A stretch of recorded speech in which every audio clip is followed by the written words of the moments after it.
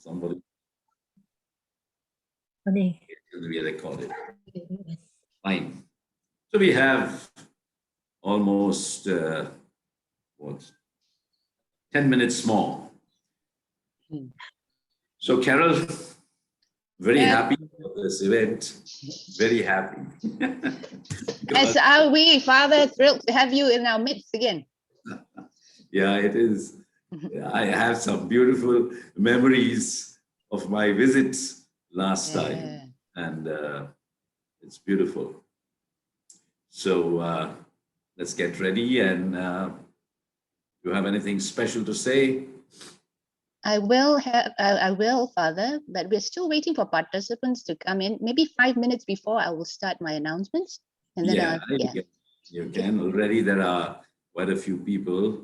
Yeah, 92 now, 93. Yeah, and, I've invited some people from Singapore. So it's the same time for them, right? Yes. Okay. What is that? And what about not everyone has props, right? If they don't have bolsters, they could have blankets that they could fold, okay? So that's an important thing. A chair, of course, if not an open back chair, you can have a chair without arms so that you can use it for chair shavasana and all that. And we are, did you manage to get Father, what is his name? Father Gerard is, Gerard. Yes, he will be here, yes. No, even if he doesn't join the asana part, he can certainly join the pranayama and meditation. That would be good. There is a lady who looks like Dr. Pat, but her name there is Victoria Labroy. That's not Dr. Pat, right? Is that? No. Pin. Dr. Pat Victoria. Okay. Pin Dr. Pat on screen. You can see her. She will be somewhere. Yes. Yeah. Hi, Carol. Hi. Good. So I'll just get myself ready and. Can't figure who's saying hi to you. No. Okay. Lakshmi. Where is she? Okay. Father Joe, good morning. Good Hi, morning. Carol. Good morning. Good morning. This is Hi, Carol. Now let's see that our electricity as well as Wi-Fi It's okay. works well. We have a major.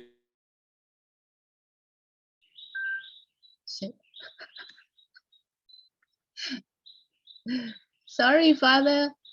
Somebody You muted me. you. That was me. I'm sorry. Just in Accidentally. case there is a little break, in case, just hold on. Within a minute, we will come back. We have a substitute server because servers here in India are very, very, very challenging these days, particularly. Okay. So I'll be back in another 5 minutes. Okay. Okay. See you, Father. Then I shall make some announcements now. Yep. Okay.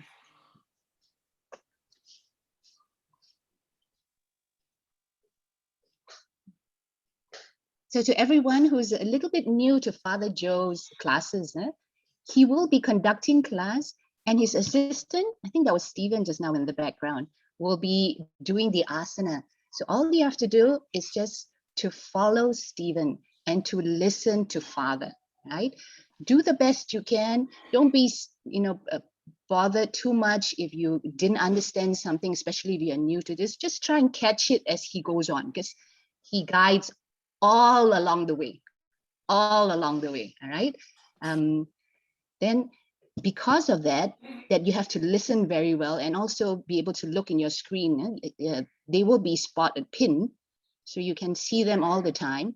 Make your device volume, the speaker volume, for it to be loud enough, clear enough that you can understand Father. Okay, so that's one very important, volume. and that you're able to look at your device to see Stephen as he is performing the asanas, is doing the asanas. The other thing is the session is 2 hours long, so you need your device to be plugged into a power source. Otherwise, you might lose this whole thing, and you lose power, and then everything goes. So connect your laptop, your computer, to a power source. Okay. If you have any questions, like I said, no, not so sure, just try and move on, try and follow, you catch up. But if there's some things that strike you and you wish to ask Father, have a piece of paper and pencil at your side and quickly jot it down. Now, I don't want you to come to your computer or to your device to do a chat, because it's going to take too long and you are going to get distracted. So don't be distracted. Be in the practice, right? After all, the theme is to be in the present. So just quickly write your questions on a piece of paper, that you prepared beside you. And at the end of this class, there will be a short Q&A session. All right. I think that is it.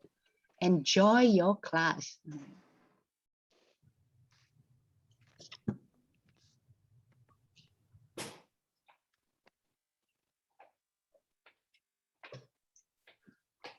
So Carol, I will remove your pin in case you have anything. Yes, go ahead.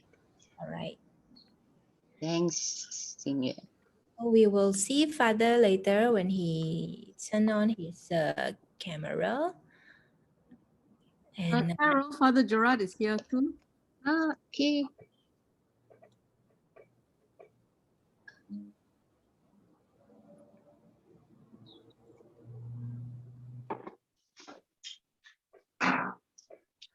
Carol, do we need to turn on our videos or can I turn it off?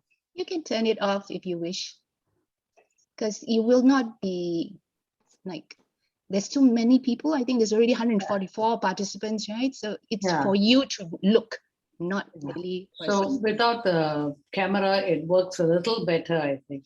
Okay, go ahead. Good morning, Father Gerard. Good morning, everyone. Good to be back with you. Sadly, not able to host you in CDM this year, but very happy that Father Joe is visiting us, even though it's all virtual. Right. Pat, when she called me, she sort of must have realized I was avoiding her, because she finally sent me a thing that you don't have to do a headstand if you come on Saturday. And so I'm certainly not doing a headstand. Instead, I'm rushing off to do a funeral. I've got a couple today, so yeah. So sadly, I'm going to have you on, but I'm not going to be headstanding with you, because I've got to see to a whole lot of funerals instead. But that's the reality of the life of a priest on a Saturday. So I wish you all well. I hope you enjoy yourself with Father Joe, and I'm glad to see his face there. Hi, Father Joe.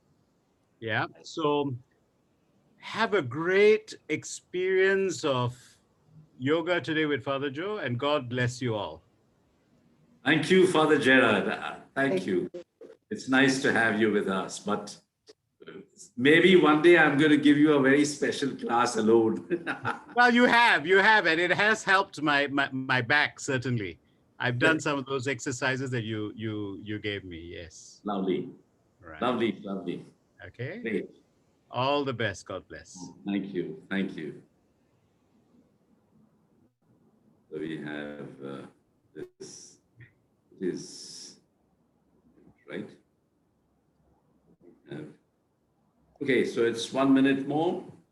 Carol, you're going to be giving a brief introduction. I will. Okay. I'll start. Okay.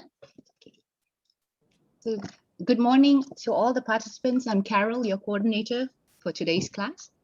On behalf of the Persatuan Iyengar Yoga Association, Malaysia, the Executive Committee, and Dr. Patricia Paul from the World Community for Christian Meditation and her team, we extend a warm welcome to all participants from both sides and guests and our friends and family.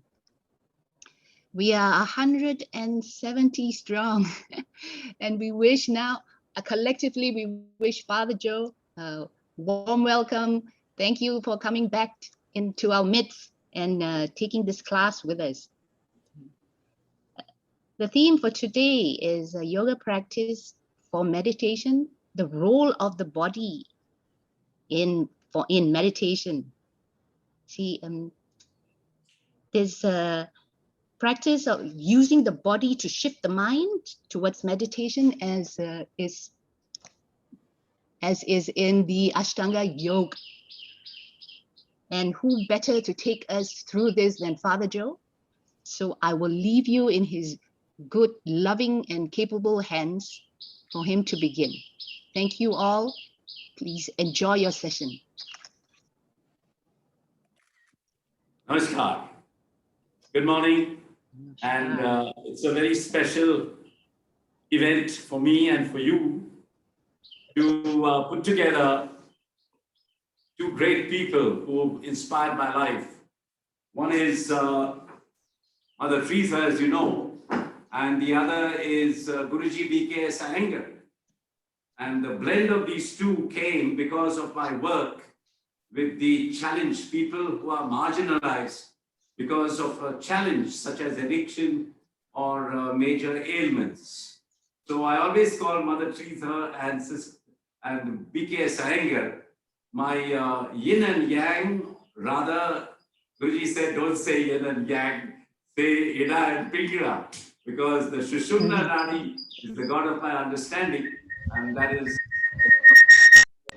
Christian priest. I look upon Jesus as my supreme yogi, because he alone could say, the Father and I are one, and that's what yoga is all about. And so, what is a common denominator between Guruji B.K.S. Iyengar and Mother Teresa? She taught me to go to the poorest of the poor, and Guruji taught me to go to the poorest of the poor in health.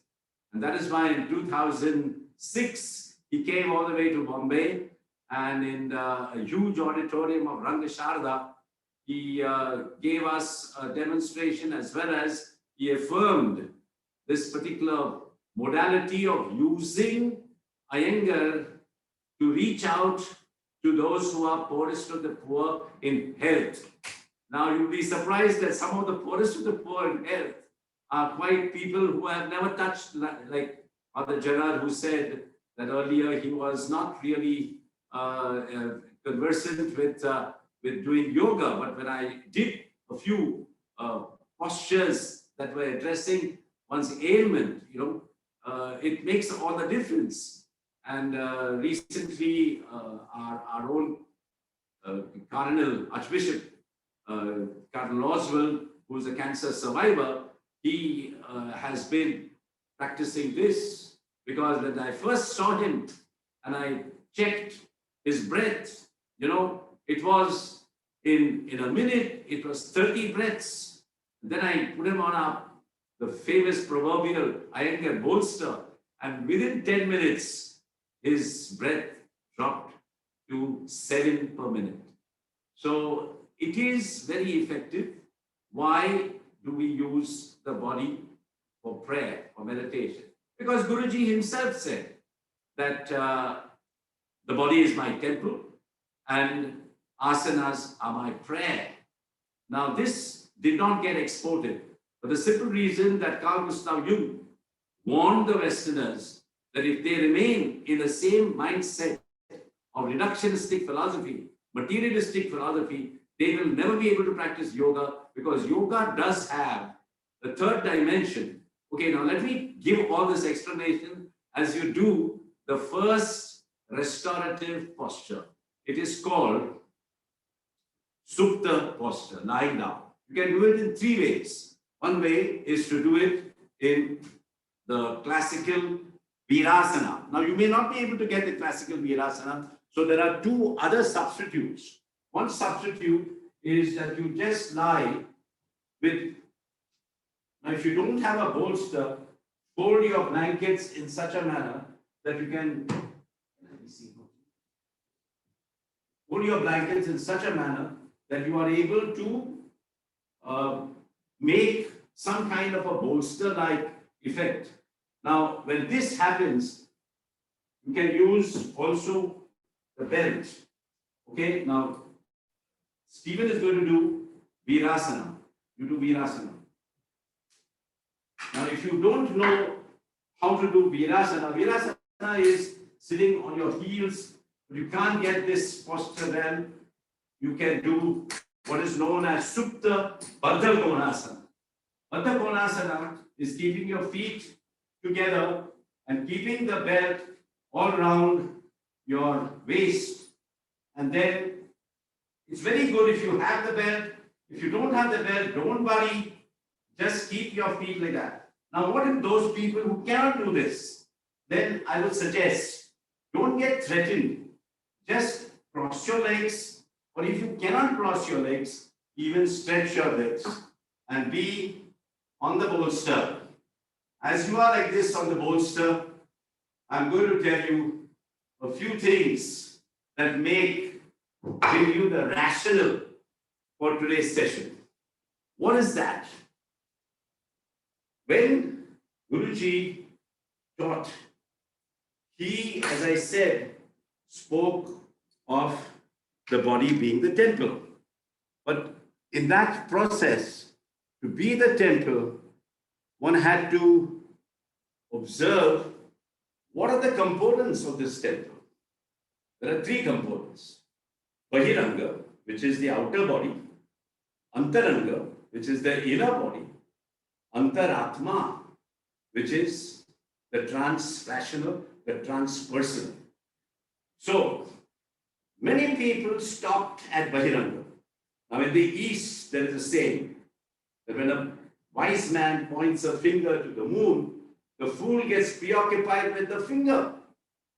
So, most of this Iyengar that got exported, people were only interested in asanas. Alignment and balance is very important.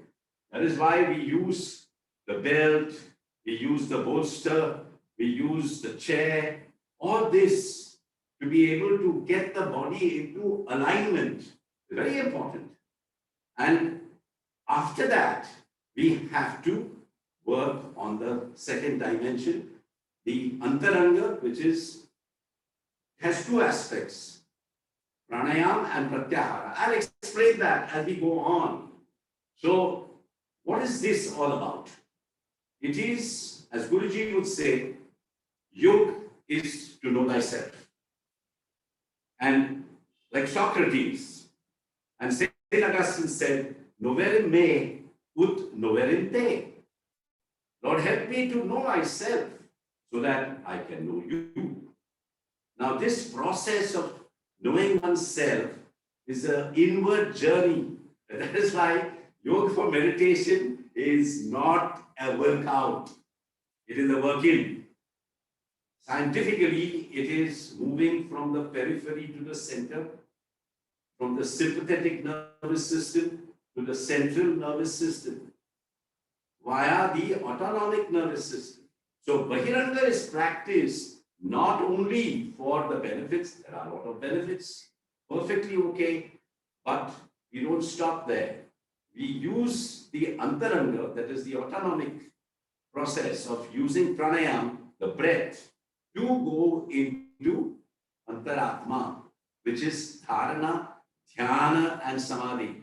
Many Iyengarians are not comfortable about this meditation. Today we are going to spend 20 minutes at the end of this program, after conditioning the body, after conditioning the breath, and there is lots to do, lots to do.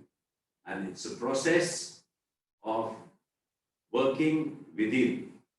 The COVID-19 has given us a unique opportunity by God, by the cosmos, to not be too preoccupied with the outer world. In the outer world, there's so much of preoccupation of the senses and of the mind. Manas in Indian philosophy also is a sense. So now it's time for me to tell you whichever posture you are lying down in is a resting posture. And in the resting posture, we introduce the breath. How do we introduce the breath? Raise your hands and stretch your hands over. What's happening to your diaphragm? Your inhalation, exhalation is amplified. You see, slight adjustment of the body with a purpose makes all the difference. And you will be surprised that Guruji, in 2006, when he taught me this particular way of using his teaching for addiction and addiction-related ailments, he said, Joe, there will be Western scientists who will affirm what you are doing, what I am doing. And right enough, there came a man from Harvard Medical School, Herbert Benson, who came to India, but unfortunately, Dhirendra Brahmachari then could not respond to him. He went to Dharmasala, and there he studied the monks as to how they manage stress. And he came out with a breakthrough book, which is called The Relaxation Response. Not satisfied with that study, he came again and he made a second study and he wrote a book called Beyond Relaxation Response, which is all integrated in this program, which is called the Faith Factor. You'll be surprised that a scientist today stands before a whole workshop, a conference of faith and healing and says, fellow scientists, I want to tell you that our bodies are wired to God. We'll see how that is happening measurably. It's not just something that we are making wild guesses. You will measure your own body metabolism. You will see that there is something significantly different happening. So with this, we have introduced we have introduced ourselves because we were away. Now we are coming into the body. So now we sit upright.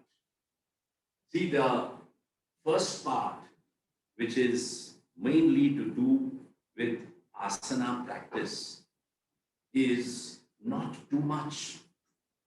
Mother Teresa always said, don't do too much. But whatever you do, do it with love. And Guruji says, don't do too much. Whatever you do it with attention. For Guruji, love was attention. Now watch this.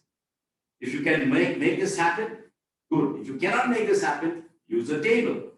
And on the table, you can keep the bolster and lie on that bolster. Watch what's happening now. We are doing what is called Adho Mukha Virasana. Simple posture. Keep the bolster to rest your chest. Now you cannot reach a flat bolster. Make it a little upright or keep something whereby you can raise the level of the bolster. Or if you have knee problems, please keep it on the table. Children who have cardiac asthma, after staying in this posture for 10 minutes, get rid of that cardiac asthma within a month. But you have to do it every day for about 10 minutes. Now what's happening here? Where are we to look? We have to look at 3 different places.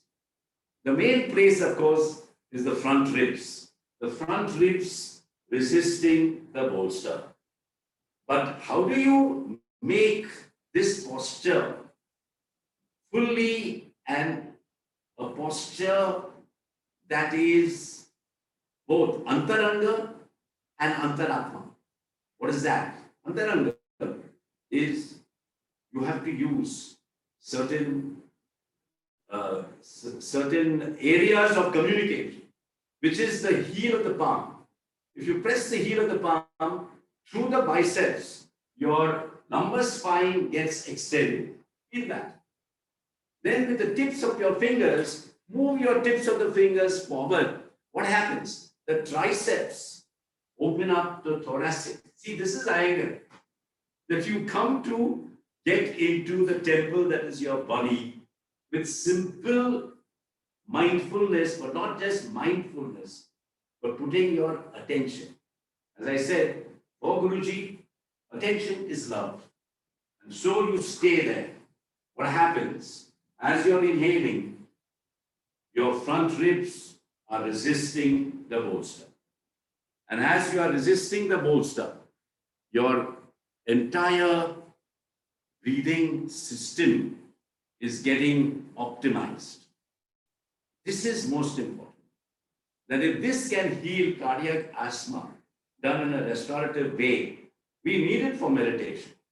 So we are preparing the body, but not just the body. We are preparing the body with the breath.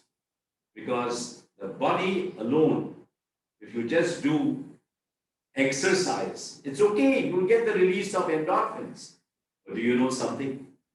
Today, scientists are saying that when you do this kind of yoga that is inclusive of the Bahiranga, Antaranga, and Antaratma, when you do this, they are saying the healing takes place in 3 stages.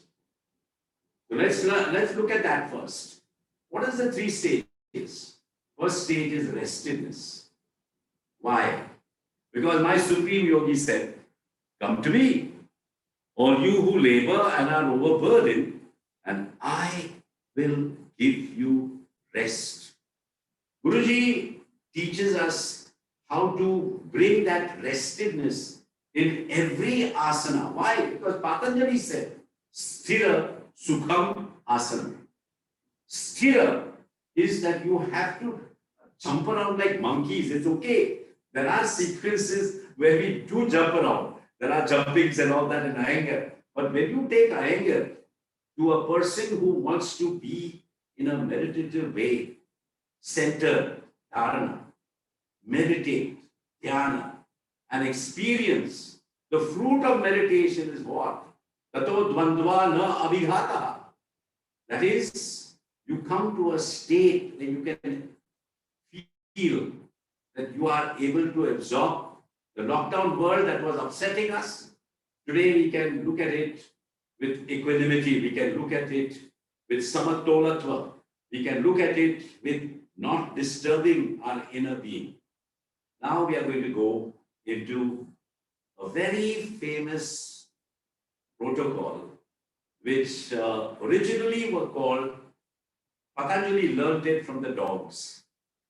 Later on, our Hindu people felt that they could use this as prayer in the morning. The prayer in the morning was always to the sun god. And sometimes some fundamental Christians felt that that was not correct.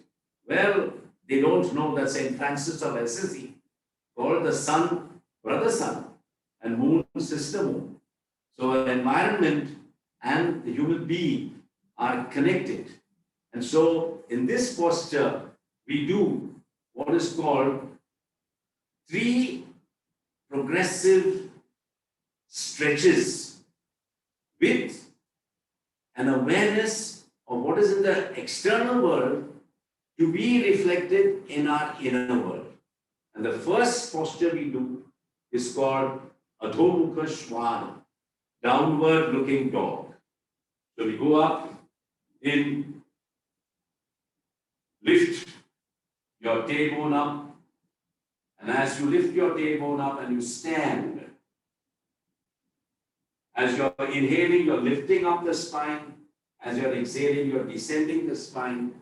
And then you rest your head on a bolster, or as I said, if you don't have a bolster, some blanket. Now watch carefully what's happening here. There are 5 elements in the universe, which are also in our inner universe, but we don't know where they are. Prithvi, Ap, Tej, Vayu, Akash. So there is the element of earth in the limbs, but they are not yet set. So we have to work on it. There are 4 stages. Arambhavastha is the beginning stage. Ghatavastha is to form that posture. Parichayavastha, we'll come to that when you are getting familiar with the wisdom in the body, what Dr. Walter Cannon talked about. The wise height in the body, the wisdom in the body.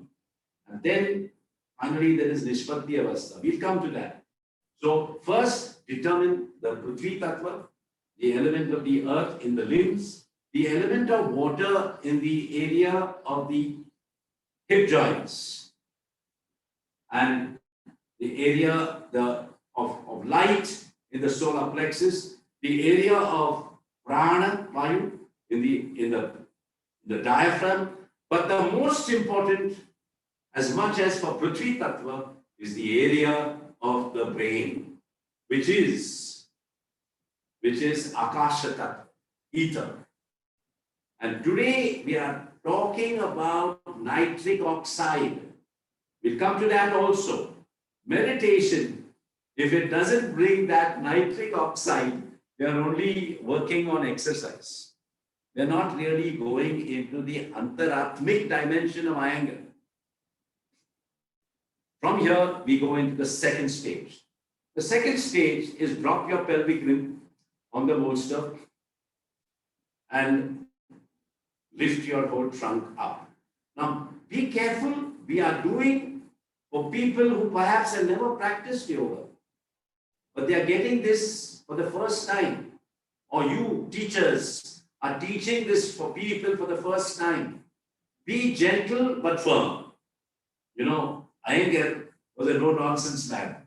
He brought the wisdom in the body out through very harsh ways, and people never understood that. There was a misunderstanding of his use of touch, sparsh. That is why Abhijata gave a beautiful teaching after the major scandal of touch in the United States, saying that this sparsh is the very core of Iyengar teaching. How can you teach if you do not touch, if you do not really show your love? And sometimes that love is to be very harsh, but we would really kiss the hands that corrected us, and even the foot that he would use sometimes to press our deltoids and all that. So now in this posture, we are opening up the diaphragm. This posture, if you have never done yoga and you are doing this posture for the first time, that person will tell you, now I am feeling motivated to do more yoga, because this posture opens up the sternum. It is a posture that was recommended for HIV/AIDS right at the beginning by Guruji. And I sent 2 people with HIV/AIDS to him, and they came back with the CD4 count jumping by 1,000. So from here, now once you have pushed your pelvic rim forward with your metatarsal, then you can flip your metatarsal. Now when you're flipping your metatarsal and feeling the pressure of the metatarsal, you can feel the opening of the sternum much better. It's not how much you're doing, but how much love, how much attention you're putting in what you're doing. And it's beautiful. To be with the temple that is my body is to discover that I was away from the center of my life. I was wandering away like a prodigal son. And Guruji's Iyengar, Guruji's teaching has brought me home. From here, we go back to Adho-Mukha Shvanas. What happens now?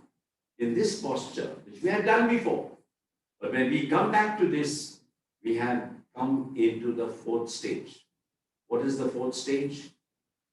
Arambha is the beginning stage. Ghata is the formation stage. Parichaya is to explore the wisdom in the body. And the last stage is Nishpatti Avastha. Iyengar students know this. Patanjali said, Prayatna Shaitilya. Use your expertise. Do your best.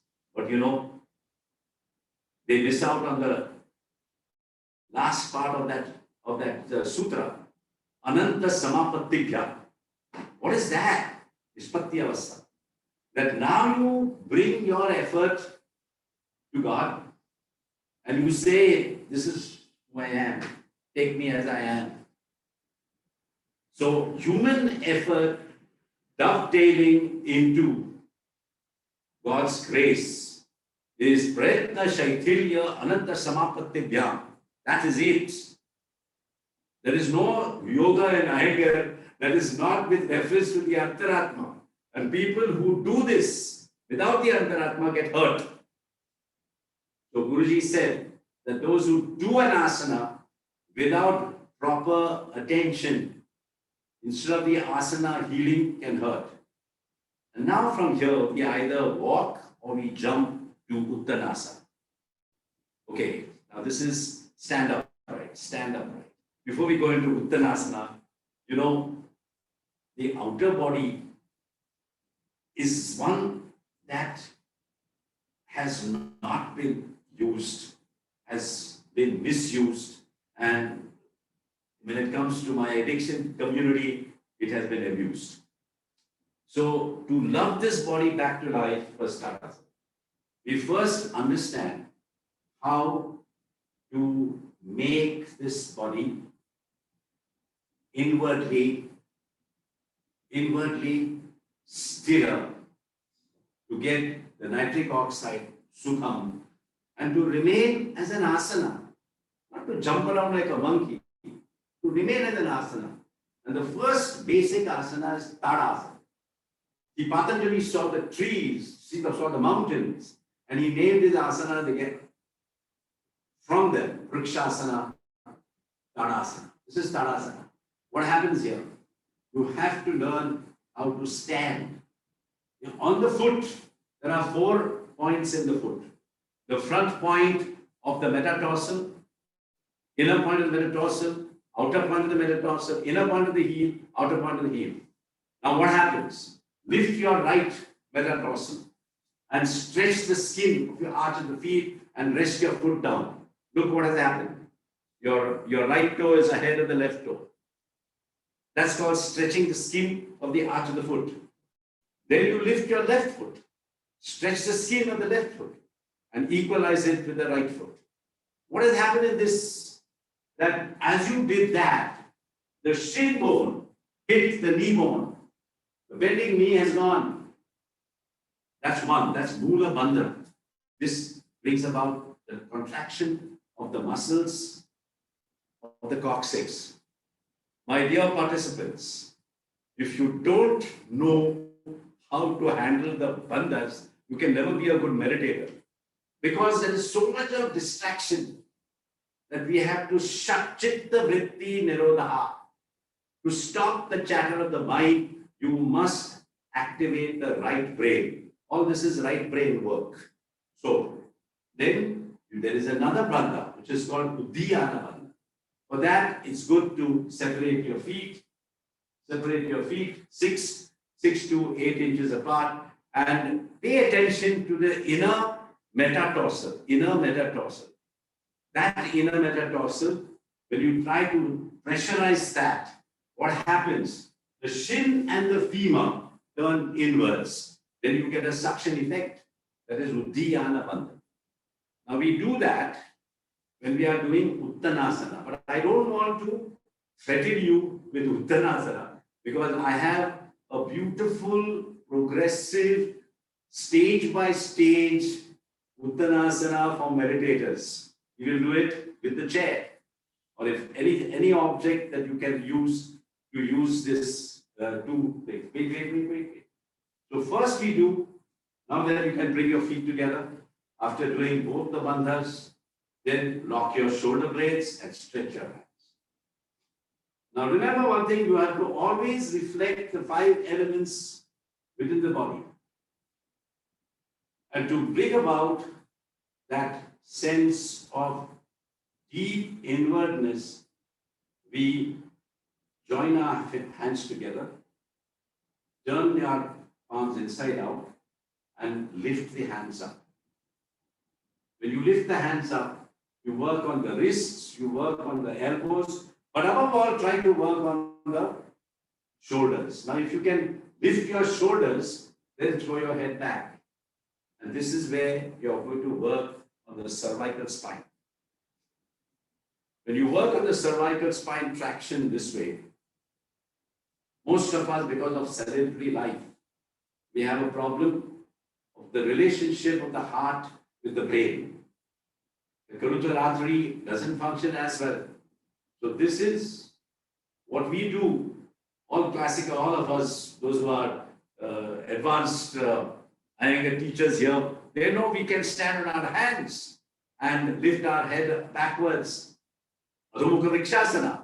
But for meditators, just make them aware that they can activate the cervical spine this way. Then bring your hands down and change the fingers. If your right was towards you, with the left thumb towards you, and then go up again. Recent research with Dr. Rajvi Mehta in Bombay, we have over 500 groups that use this as an introductory asana for people with movement disorders, with Alzheimer's syndrome, with Alzheimer's, and even Parkinson's syndrome, Parkinson itself, and Alzheimer's. So, Baddha Unguli Urdhva Hasta Vrikshasana, if you cannot do it standing, because many of these people have a problem, Parkinson people, we make them sit down and do this posture and throw the head back. And they enjoy it. And Parkinson Day, this whole group has come up and even danced, because when you access the wisdom in the body, extraordinary things happen. Then rest your hand down. And now let's go to the working of the extension of the spine and resting on the brain. See, in craniosacral work, we know that there is a cerebro-lumbus fluid that gets obstructed on all the chakras. They call it inertia. Guruji calls it, you can bring it out from suptavastha into jagritavastha, from a sleeping posture to a... So how do we do this? Uttanasana. We use the chair. So you can keep your feet apart, lift your hands up, take a deep inhalation, and rest your hands horizontally on the backrest of the chair. Now, as you're inhaling, stretch your inner body. So that if you try to do a classical Uttanasana, this back will never be concave, it will be convex. That is why orthopedic surgeons say, don't do forward bends. Correct, but wrong, because they don't understand how Iyengar teaches forward bends. This forward bend is energizing. It does not constrict the sternum. It does not put the sternum in, but it opens up the sternum. It does not make the spinal cord contract, but it extends the spinal cord. And this we do now for 1 full minute. I will clock 1 full minute for you to work on every inhalation, extending the inner body, every exhalation, descending the back body. Every inhalation, stretch. Every exhalation, descend.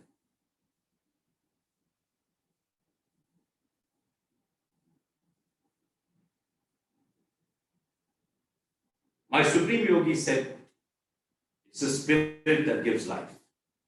And Iyengar says, let's put that spirit that gives life into the body. So he said to me, it's not Chittavritti Nirodha. For your clients, it's not enough to say Chittavritti Nirodha. You have to bring about Snayu Vritti Nirodha and go beyond Snayu Vritti Nirodha into Pinda Vritti Nirodha. So your teaching has to bring about 1 minute is up. So now rest your head on, you say, I can't rest my head. Okay, if you can't rest your head, you can even keep an upright brick. You can keep a bowl, something there where you can rest your head. Why?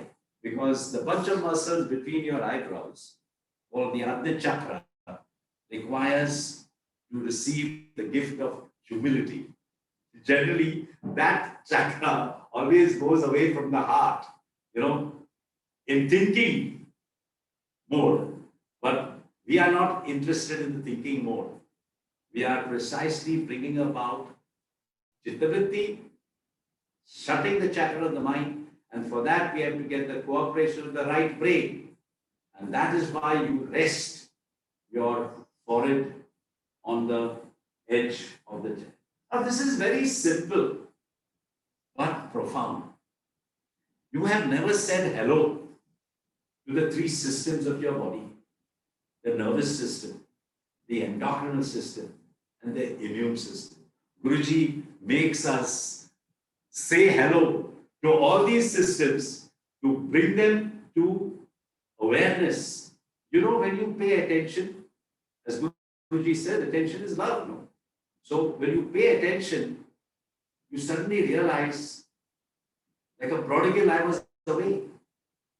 I was never at home. And good that the lockdown has taken place, because now I know that my real being is not running around the outer world, using my senses and my mind, and not using the faculty which the scientists today talk about, the faith factor. Now let me come, as doing this posture, let me come to the second component of science, which Guruji inbuilt in his teaching. What is that component? I don't know whether Iyengar teachers will be aware of this. If you saw Guruji's posture, every posture, there was Sthira Sukham Asana. There was sense of stillness. And there was sense of Sukham, nitric oxide. Scientists today talk about remembered wellness. Remembered wellness. So when you do this posture, you begin to feel that deep down you are all right. Deep down you are blessed. Mother Teresa would always remind us, God so loved the world that he gave us his only son, that we may have life and have it in abundance. So St. John also says, it's not our love for God, but God's love for me. Guruji makes us aware that we are blessed. We are not junkies. When I tell my addicts, they're not just junkies. They are precious in the eyes of God.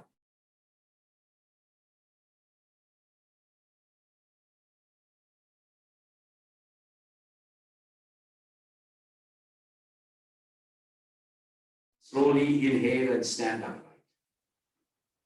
Now, this is Bahiranga, outer body.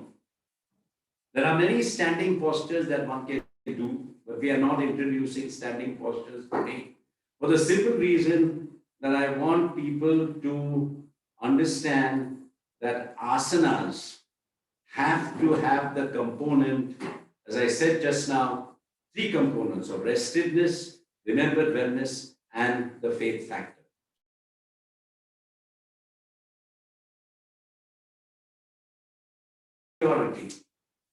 There is such a thing as a forward bending asana.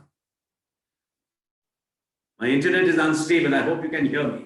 So for that forward bending asana, besides doing this, there is another way of doing a forward bending, which is not possible on the flat surface of the floor, but can be done from the height of a chair.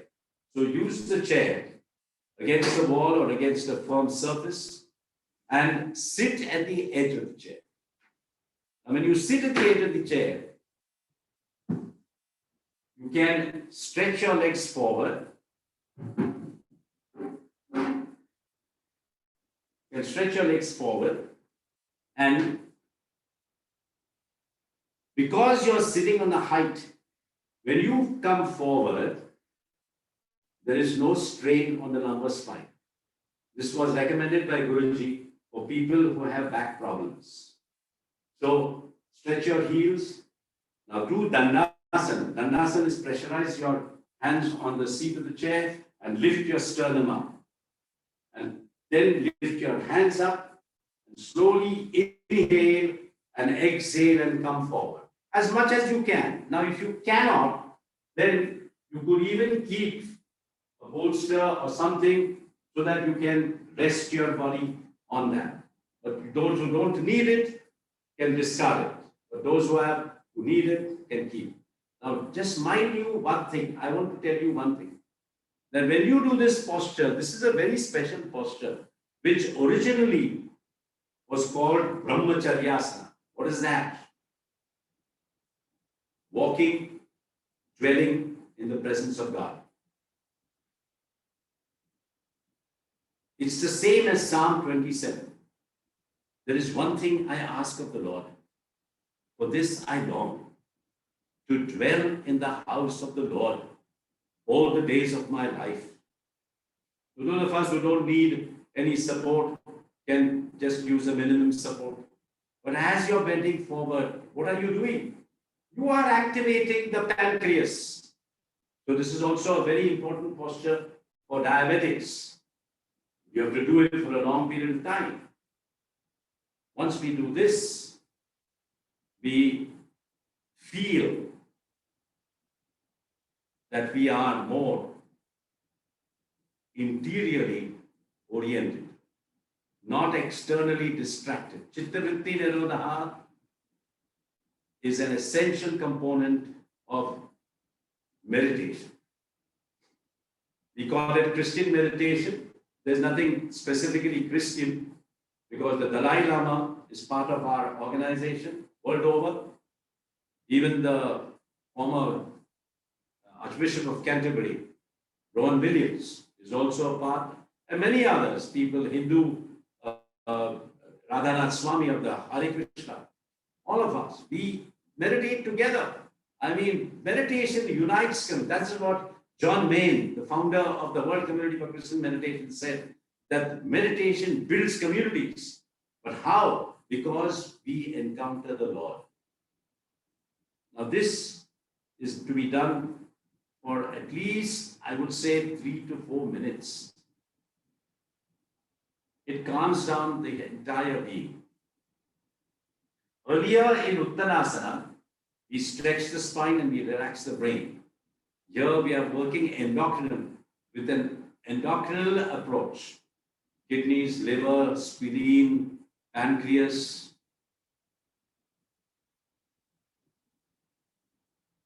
Now we come out of the posture.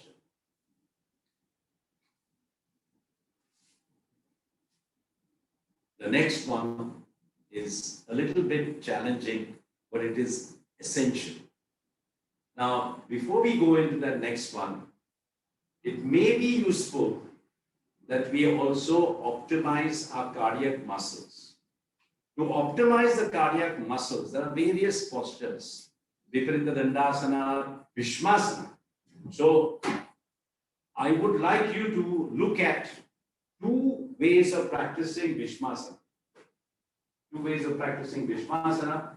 One is a simple way. I want you to do this if you have the equipment. If you don't have the equipment, don't bother. Just watch. We keep 2 bricks for the heart muscles. So the horizontal brick addresses first the upper shoulder blade, and the vertical brick helps the head to rest. Now, this is one form of doing it. Lie down. So, we're just going to do it for a very short demonstrative purpose because we need to bring into our pranayama not just the respiratory system, but to bring in the cardiorespiratory system. And this helps. So, initially you do it with the upper shoulder blade or the mid shoulder blade resisting the brick. And after 2 or 3 minutes, you can raise the diaphragm higher up. You go a little higher up so that the lower shoulder blade gets the message. Now, this is good for those who have the bricks and they can do Vishmasana lying down. Let me demonstrate to you also doing this with the chair. So you keep the chair. You can do it with the chair. Chair Vishmasana is sitting in front of the chair in such a manner that the same area of the heart muscles get activated. See, this is very important for people who have never done yoga, don't understand how to optimize their breathing for pranayama.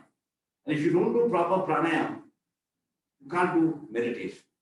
I always tell the Americans, you're born to be eagles, but you come for pranayamic breath with a chicken breath. You can't do pranayam with paucity of breath. You have to, and how do you build up that breath? Is first you use the upper shoulder blade, resting on the chair, then take your hand back. Only for those who have the chairs. And those who have, bricks, can do what we did earlier. Now this is upper chamber of the heart, the atrium getting activated. So just keep it for about a minute.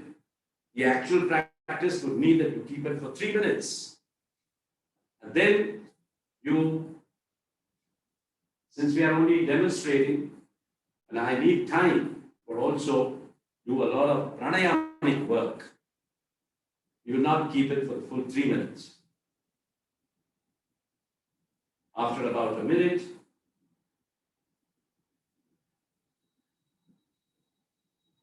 what's happening here is when you're breathing in, you're activating the cardiac muscles. Vishwasan contributes to our breathing by bringing about an optimum ejection fraction, which is very important for breath. Now you go to a lower level, so bring the chair closer, or you walk, or you go on a higher level, so that the lower shoulder blade gets the impact of the restedness over the edge of the chair, and that is, see, those who cannot do it with cross legs, you can stretch your legs, no problem. But feel the pressure of the front edge of the chair. There is also a third way of doing Vishwasan, which is against a Tressler. Iyengar practitioners know what is a Tressler. That you can do this against a Tressler. Standing Vishwasan has a tremendous capacity to wipe out arrhythmias, wipe out all kinds of systolic prolapses. I'm telling you this because I have gone through this whole thing myself. In my mid-age crisis, I had to face all these things. Guruji brought me out of it. Today, at the age of 78, I do things that I would never be able to do at the age of 26 when I began teaching, when I began studying with Guruji. So, in this Vishwasana, you are activating, you are energizing the cardiac muscles, and you bring about, you optimize what is known as the ejection fraction.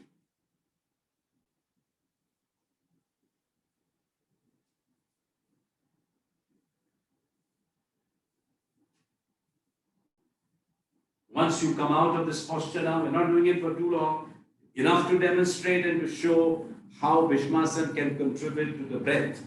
Then you can, if you remove any kind of stress, you bend forward and rest your head on a brick in front of you.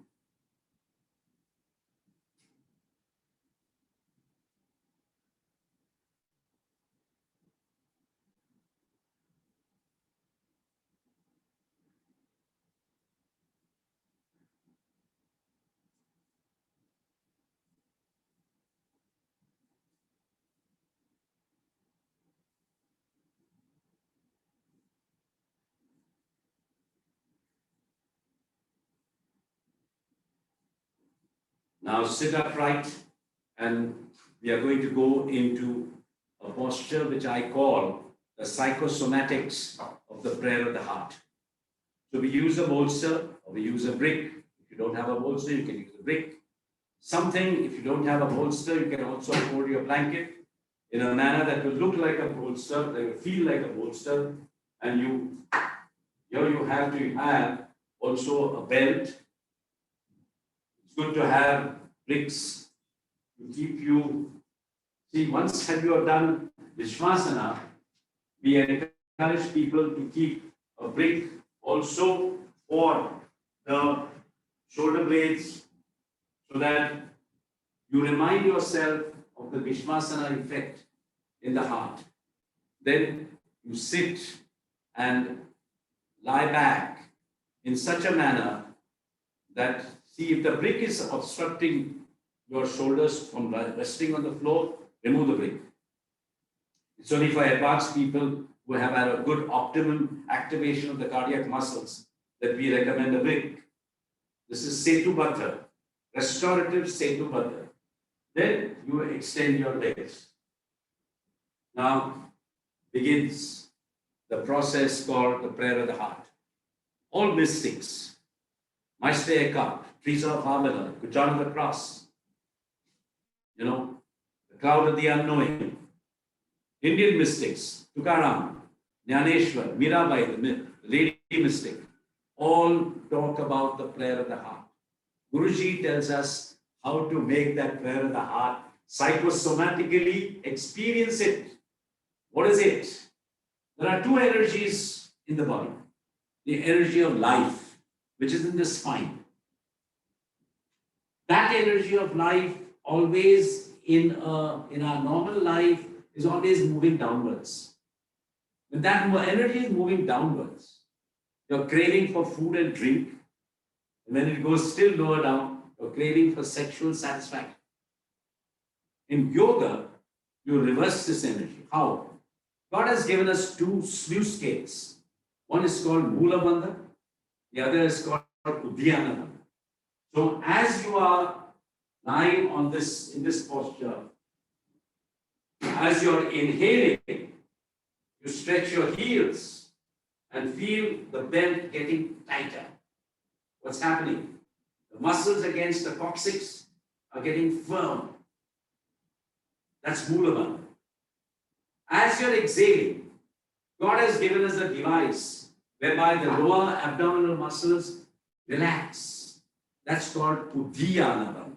What is Uddiyana? Uddiyana is to keep the energy of the spine moving upwards. This is Kundalini. This is the life force. You don't respect it, you become a self-gratifying person.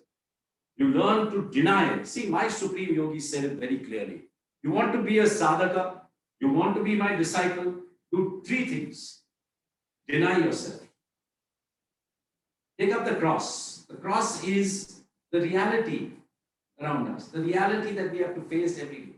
And the third thing is follow me. So the component of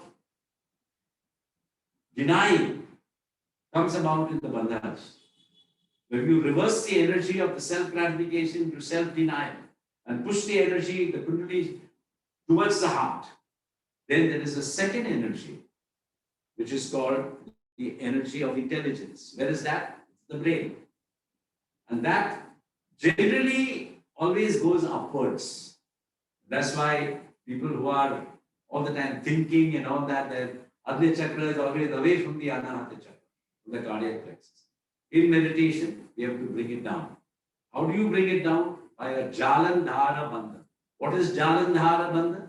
Jala is the net. Computer language, the web of silence. So here we make it, the web of silence. The more we pressurize the deltoids, the shoulders have to be dug into the floor. What I did just now, Guruji used to do to us, literally with his toes, pressurize the deltoids down on the floor. Immediately what happens is that your head, the angle of the head changes. And the cerebellum extends. The stem of the brain goes lower and lower down to the floor, and the amygdala gets activated, by which the hypothalamus works on the master glands, the pituitary and pineal gland, sending messengers, neuropeptides, to the spleen, the pancreas, and the lymph nodes. But above all, what happens here is that the energy of the intelligence starts looking towards the heart. The energy of life moves upwards towards the heart, with the Mula Bandha, Uddiyana Bandha. When do you do this in meditation? When is Jalandhara Bandha available? That Mula Bandha is available every time you're inhaling. Uddiyana Bandha is available when you are exhaling. What about Jalandhara Bandha? It takes place in Antar Kumbhaka. So after taking a deep inhalation, before you exhale, that pause, that antarkumbhaka reminds your frontal brain to look into the heart. Now you're set to do what I call the psychosomatic prayer of the heart. Every inhalation, you have to now get into pranayama. In pranayama, we have the basic pranayama is Ujjayi pranayama, which is Puraka inhalation, Rechaka exhalation. After the inhalation, slight pause, Antarkumbhaka. After the exhalation, longest pause, Bayakumbhaka. Now, carefully watch that this, like in standing postures, I showed you there were 5 elements. In pranayama, there are 5 areas of attention. If you don't know that, what pranayama are you doing? Prana, Maya Kosha, the breath body, has 5 areas. So let's start looking at those 5 areas. As you're breathing in, feel the legs. Feel from your waist downwards, feel that entire area of your legs. As you're breathing in, particularly the calf muscles. As you're breathing out, feel your solar plexus, inclusive of your Swadhisthana chakra. That's one combination called Apana Vayu area and Samana Vayu area. Then you go to the main area of breath, which is the diaphragm. Now in the diaphragm, there are 3 compartments: vocal, thoracic, pelvic. As you're breathing in, feel all those 3 areas amplified by the asanas that we have done. And as you're exhaling, feel the relaxation in the stomach muscles, solar plexus. That's called prana samana combination. And if you know craniosacral people always say that the brain is the main area of breath. And Patanjali tells us to get into the brain with an awareness that he calls their dhyana area. And as you're exhaling, feel the thyroid area, which is Udana Vayu area. So, Dhyana, Udana combination. When you're breathing in, relax the brain. Those who don't know how to relax the brain, simulate a smile. As you're breathing in, just try to simulate a smile. And see the difference. Those who don't know that their brain is all constricted, and that is why if your diameter of the brain will be much more when you are stressed. So how do you remove the stress? Gently try to lift your eyebrows and you will see the whole skin of your skull relaxing. So use all these methods to come into the here and now. And as you're breathing in, relax the brain. As you're breathing out, relax the throat. Dhyana Udana now becomes the main area to connect with all the other areas. So as you're breathing in, Apana, Prana, felt in the Dhyana, in the brain. As you're breathing out, Udana, that is the thyroids, and the solar plexus go together. So that is complete pranayama with the Pancha Vayu awareness.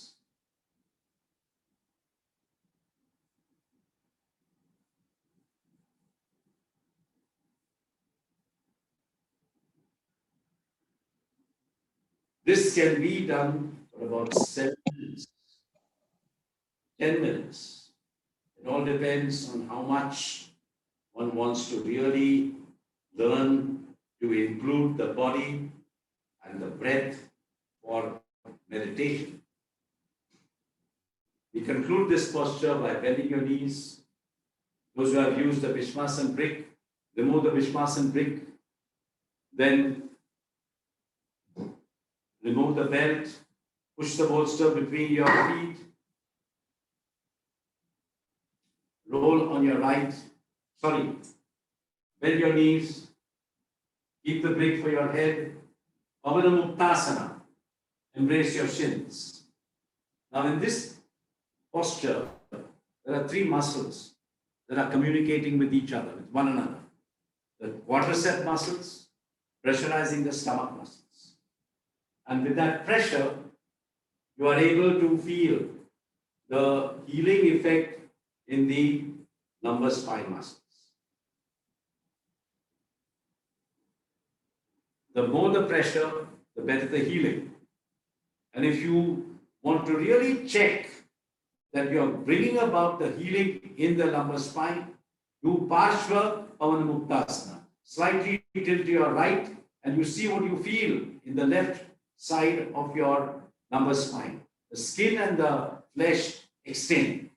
That's a sign that you have brought about action in your lumbar spine. Then slowly come to the center and tilt to the left side and feel the extension of the skin and the muscles on the right side of the lumbar spine. Now you come to the center, turn to the right. What I'm going to now show you, or rather do, is called a link between asanas and pranayama. There are two links between asanas and pranayama. One is called Viparita Karni. This is an asana that interfaces the cardio circulation with the cardio respiration. So we keep the bolster alongside the body, alongside the wall. Keep it a horizontal, upright, break distance.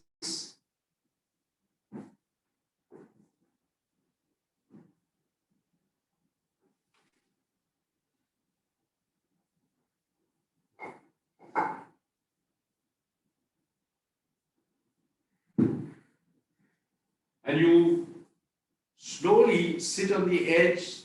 Advanced students of Iyengar will somersault and go into Viparita Karni to rest their sacrum on the bolster.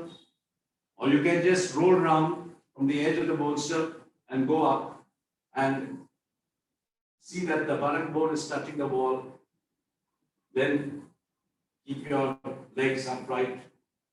See also that your deltoid, your shoulders are digging into the floor and bringing about the Jalandhara effect in the brain.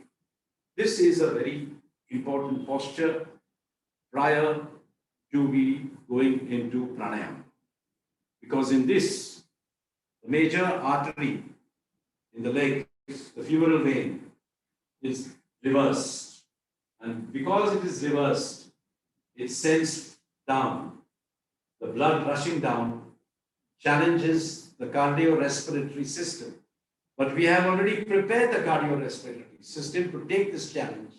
And so this posture has the capacity to, what I say, cause a yogic cardiac bypass. How? It strengthens your collaterals. So as you're inhaling, you feel the expandedness of your entire, as you're exhaling, feel the relaxation in the lower abdomen, in the entire solar plexus. Descending pubis, ascending sternum. And you can feel there is an effect in the heart. You can feel if you are a weak heart, then your breath will not be steady. But if your heart is okay, your breath will be like that of a newborn babe.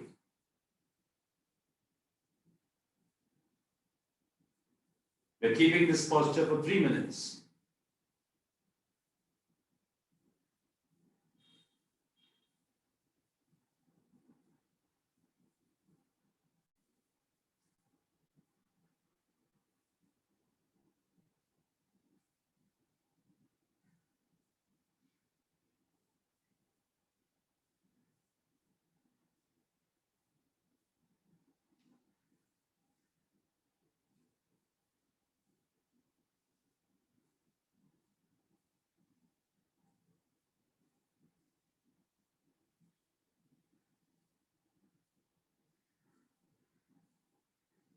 2 minutes up, 1 minute more.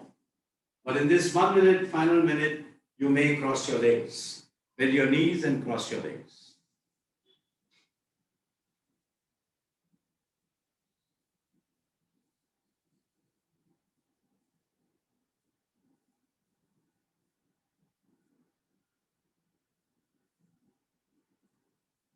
Then change your legs. If your right was towards you, bring the left towards you.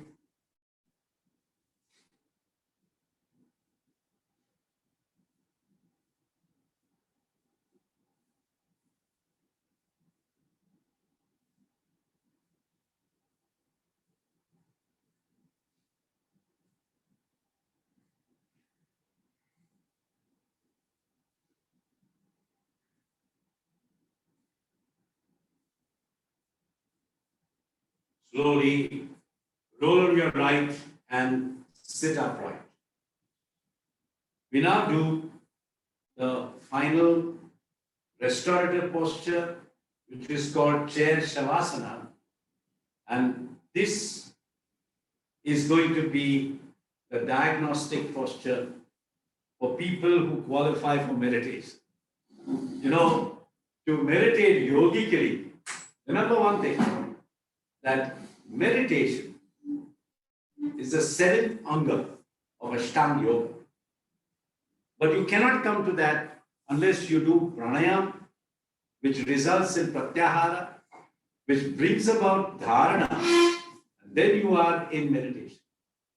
So the first important thing is to relax. And in this relaxation, we are using the chair to rest our calf muscles. Those who don't have an open back chair can do it with the side of the chair. Rest your calf muscles. It's nice to keep also a bolster. To remind you that the calves are the second heart. Any cardiologist will tell you that, because of which they ask you to walk. In yoga, when we rest this calf muscle, something unique starts taking place. We get into a hypometabolic disposition. What is that? We slow down the breath, we slow down the heart rate, and we slow down the brain waves.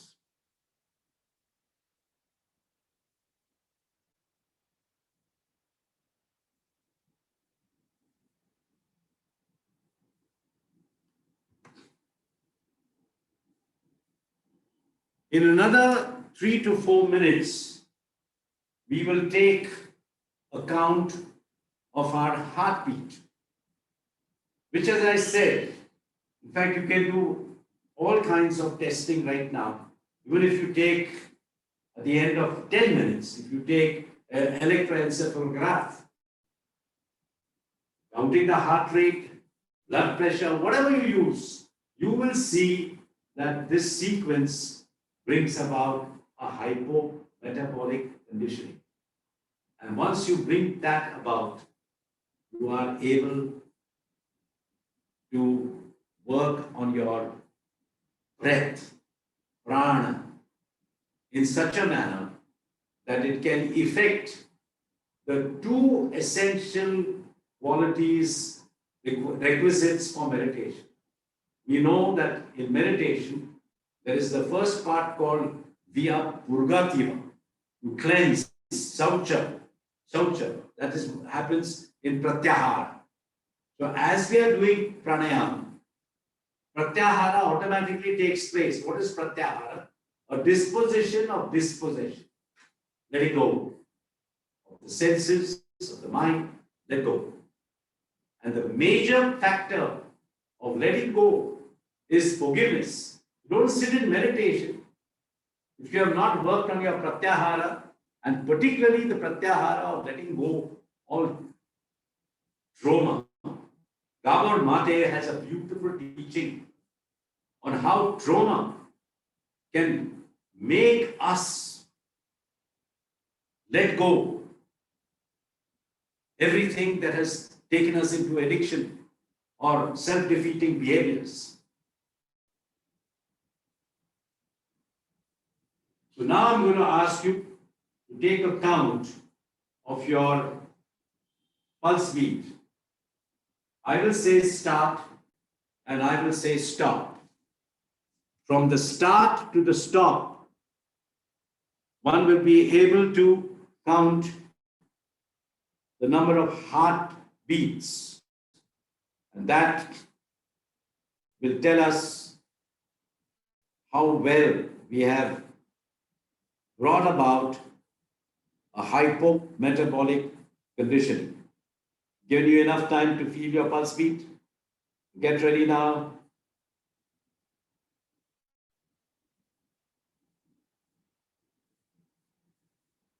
Start.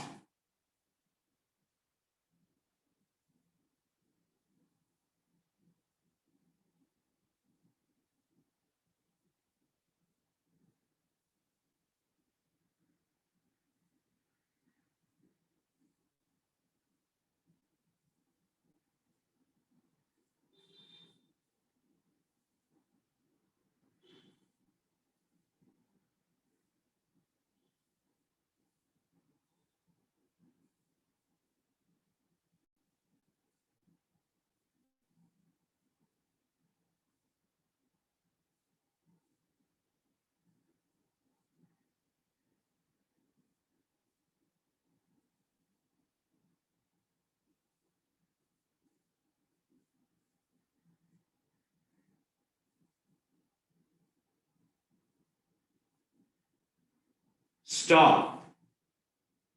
That gives you an idea whether you are in a good state of being to do pranayama. So continue staying in this posture and we practice the first essential pranayama, which is Ujjayi pranayama. It has three components: Puraka inhalation, Rechaka exhalation. After inhalation, slight pause, Kumbhaka, Antar Kumbhaka. After exhalation, longer pause, Bahya Kumbhaka. The more you do this mindfully, the better the effect of healing. Essential, fundamental pranayama. We're going to learn very specific, advanced pranayama, which is very useful for meditation, which is digital pranayama. And then we're going to do a pranayama that has today been acknowledged by science all over the world. It's called the humming pranayama, the Brahmari pranayama, which scientists say that this humming in the while you're exhaling brings about a 15 to 19 times fold increase of nitric oxide.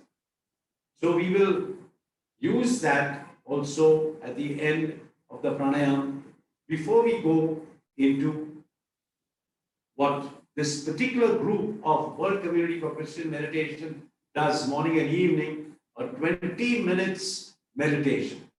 But today you will bring to this 20 minutes meditation the Bahiranga and the Antaranga, the body and the breath. Then there is very little possibility, or very gradually in the practice, we can wipe out the chatter of the mind. Not completely, of course, but more and more we become dharana, dhyana practitioners, the more our personality changes. Albert Benson in the medical journal Lancet openly said that yoga and meditation can change a type A personality into a type B personality.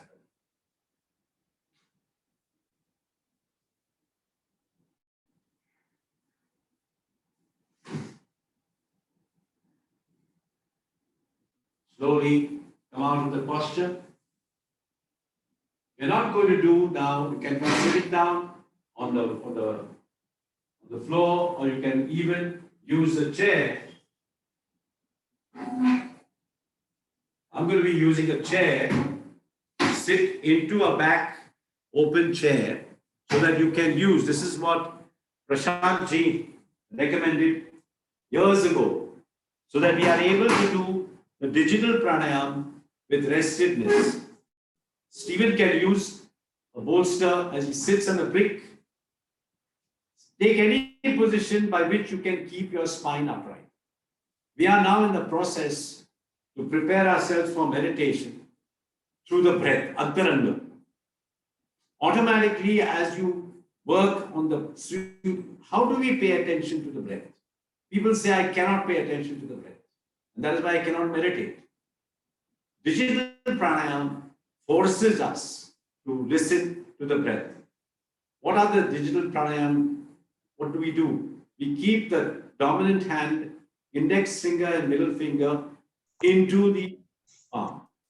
We only use the thumb and the ring finger, and we place that on the nostrils, where, if you see the Light on Yoga book, Guruji demonstrates where you have to keep with the knitting needles. So that minimal touch can make you feel the breath coming in and going. That feeling of incoming and outgoing breath is very important, because it's a sensation that shuts the chatter of the mind. The dominant left brain that has brought about all kinds of stress in our life is made to be completely available for the right brain activation.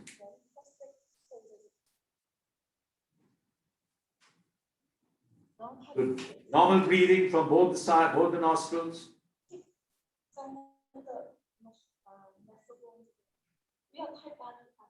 And then we go into single nostril exhalation, which is called Anuloma Pranayama. Breathe in from both the nostrils and breathe out from one nostril, starting with the dominant, the right or the whichever is your dominant.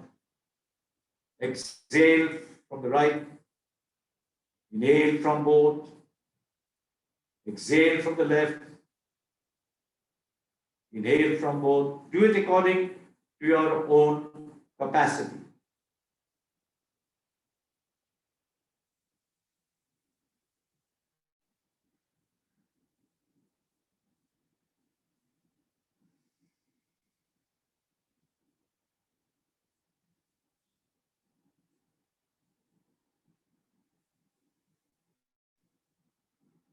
This is called Anuloma Pranayama.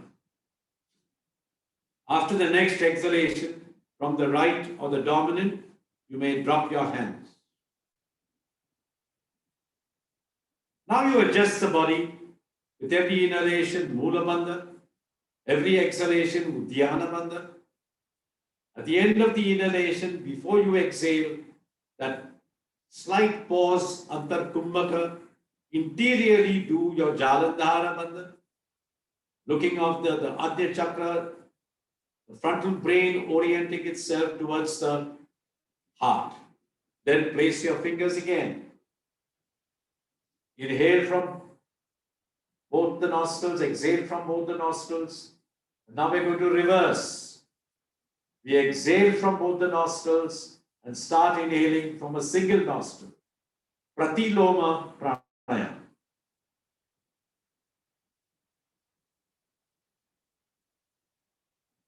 Both nostrils exhalation, alternate nostril inhalation.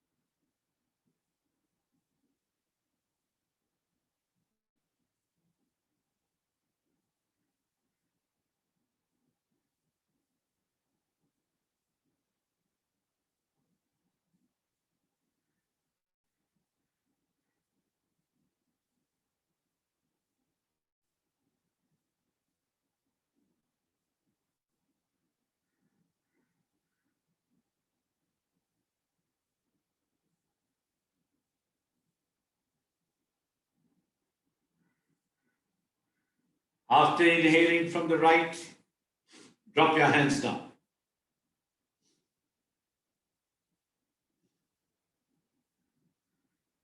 Now we go to the combination of what we did just now, single nostril, alternate nostril, cyclic breathing, Nadi Shodhana Pranayama. The Conference of Faith and Healing, a question was asked, what do these yogis do that we mind-body medicine people cannot do? Myron Borisenko of the psychoneuroimmunology gave the answer. He said, these people know how to trick the mind. Unless you trick the mind, you cannot sit in meditation. Because the mind keeps on all the time bringing in the lockdown world back into our life. And we need to completely get into pratyahara. And the pratyahara only takes place when you do pranayama. And this pranayama, cyclic single nostril breathing, forces even a most intellectually oriented person to become a right brain practitioner, right brain activating person. 3 types of mental state and emotions prevent pranayama. One is all kinds of fear, anxiety, all kinds of anger and resentment, and all kinds of self-gratification and lust. Such a personality cannot listen to the breath. But with these digital pranayama, forcing people to listen to the single nostril work brings about that availability of activating the right brain. Let's place our fingers again. Normal breathing from both the nostrils.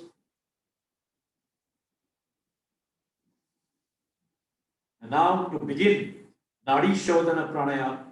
Inhale from both the nostrils. Exhale from the right to the dominant. And start the cycle. Inhale from the right to the dominant. Exhale from the left to the non-dominant. Re-inhale from the left to the non-dominant.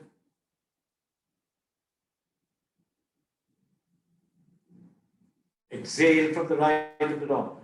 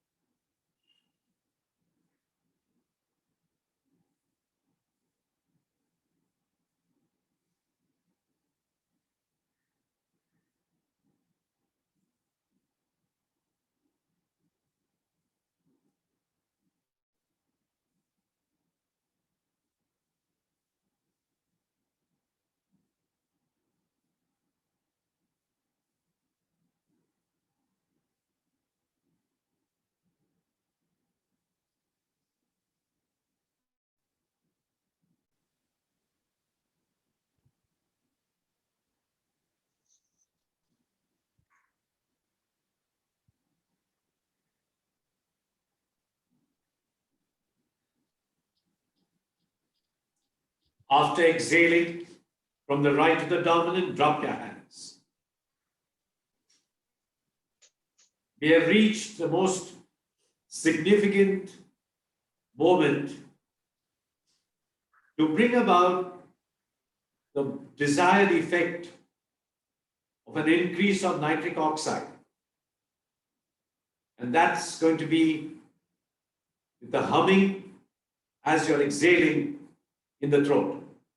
You can do it without the mudra, which is the Sanmukhi mudra. So you can do it plain as you are right now. Every inhalation, normal inhalation, as you're exhaling, you hum in the throat. Those who want to join me with a Sanmukhi mudra will see that I raise my elbows to the level of the shoulders, keep the index finger and middle finger on the descending eyelid, keep the ring finger in the area of the digital pranayam fingers. The little finger rests on the cheek of the face. The thumb pressurizes that projection there, the trachea, and every exhalation, with the mudra or without the mudra, you hum in the throat.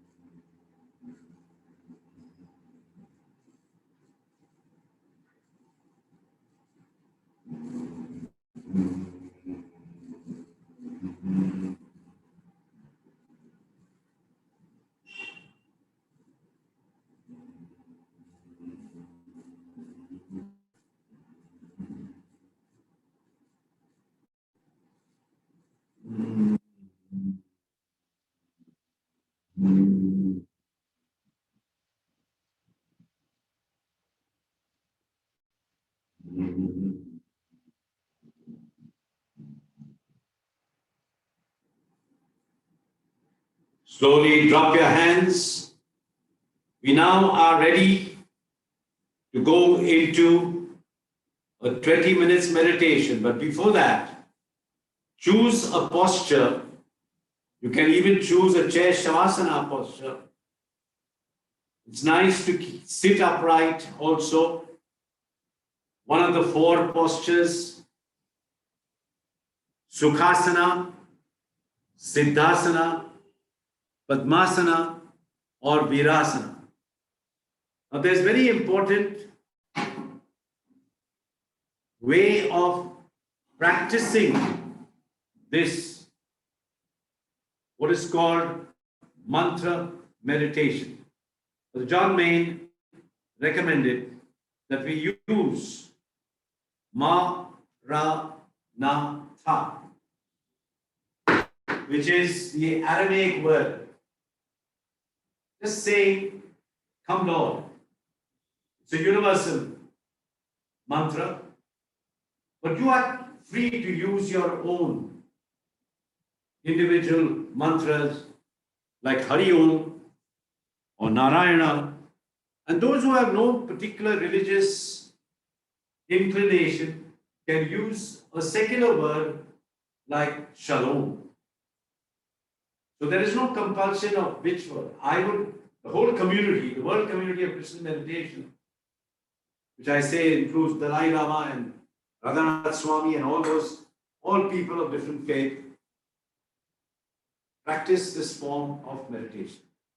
So either you sit or you take a position to keep your spine upright in one of the classical. Sukhasana is just simple cross legs. Siddhasana is one leg to Padmasana. And those of us who are able to may also be able to do Padmasana, but if you cannot do Padmasana, it's perfectly okay if you do any other posture by which you are able to keep your spine upright. The most important thing is that can you keep your spine upright? That's most important. Normal breathing. There is an introductory prayer. which I will make open to all faiths. Heavenly Father, Divine Mother, open our hearts to the silent presence of your Spirit. Lead us into that mysterious silence where your love is revealed to all who call Ma Ra Na Tha. Hari Om Shalom.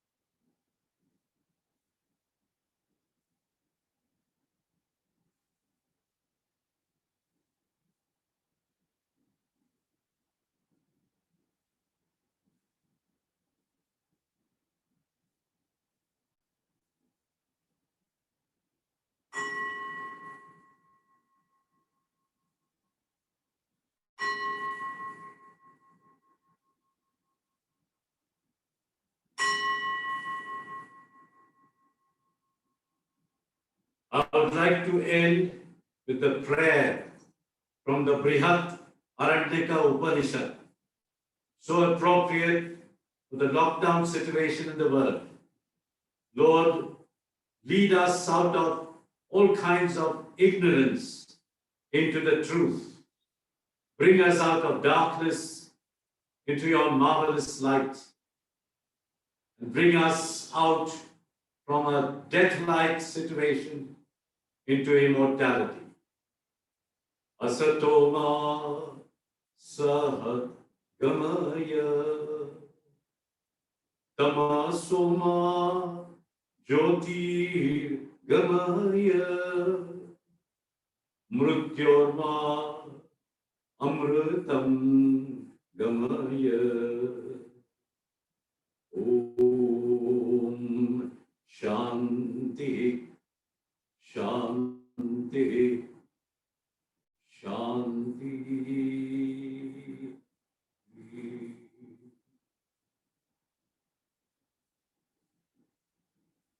Gently come out of the posture. And we will now have those of you who would like to ask questions. I think I give it over to Carol.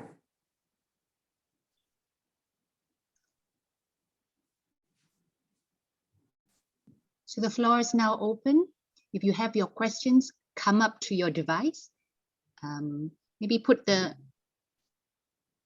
if you're quick, you can ask the first one straight off. The rest, you can put your computer hand up, and then I will prompt you to ask your question next.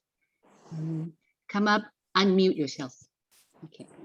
Agnes Tan, you can go first. Hi, good morning, Father. Thank you for the session. May I know what is the purpose to drop down the head to the back? Is there any specific scientific proven saying that this will help the brain to activate some nerve cells? I couldn't follow the question. Can you please repeat? If you can. Agnes, just repeat your question. Yeah, sure. Father, during when we raise our hand up and then we have dropped our head down. So apart from that, is just now we also do a pose whereby we have to put our head to the block. So we put our head down and then we lie on the bolster. Is there any specific purpose to put our head in such a way to activate any nerve or particular brain? Yes. Yes. See, the disposition of our brain makes all the difference to our being drawn to the outside world or be more internally oriented. There are two locus of control. One is the external world. In the lockdown world, we are all led by our senses and our mind.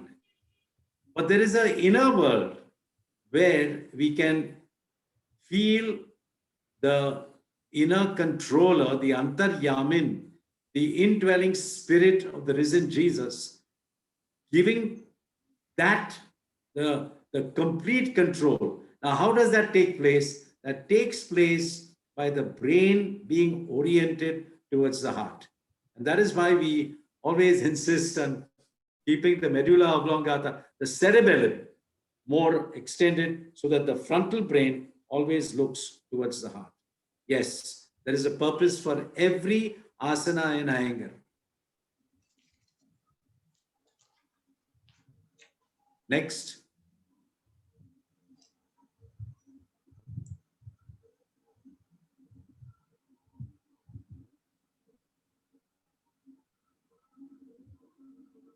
Roland, you can ask your question. Agnes, you can put your hand down. Thank you, Father, for the session. It's beautiful to see you today.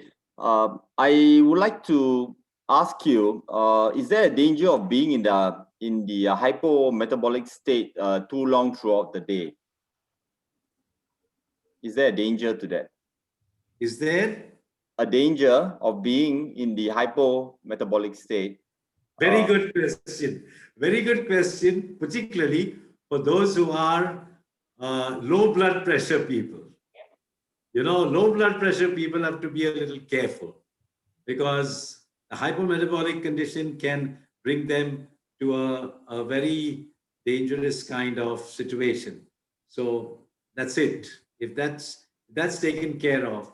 And that is why we have a pranayam for a low blood pressure patient to do before one puts oneself into that kind of hypometabolic conditioning. And that is Viloma Pranayam 1, what is called Antar Kumbhaka. As you're inhaling, you pause twice, and then finally, after exhaling a little from the second pause, you go to the third pause and wait there for some time. But a good question that you have to be careful. But Father, if you are a normal blood pressure, and if you go too long also on the hypometabolic, is there a concern? If you have no conditions of lower blood pressure?